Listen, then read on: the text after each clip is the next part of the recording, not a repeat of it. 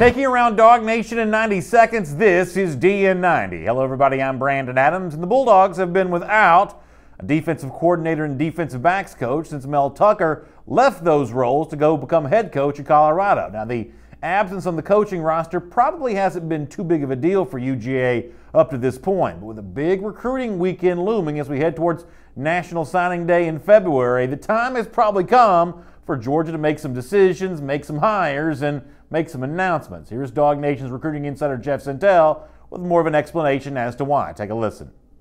I think it becomes a big deal if we get to Friday and some official visitors start trickling in where Georgia doesn't have the defensive coordinator settled and especially maybe the defensive backs coach settled. Kaiir Elam, let's face it, definitely likely the number one remaining target in the to-do list in the class hierarchy for 2019. He's expected to make his official visit to Georgia this weekend. That comes off the heels of the Florida official visit he just took. Florida and Georgia are the alpha contenders for Kaiir Elam, to say the least.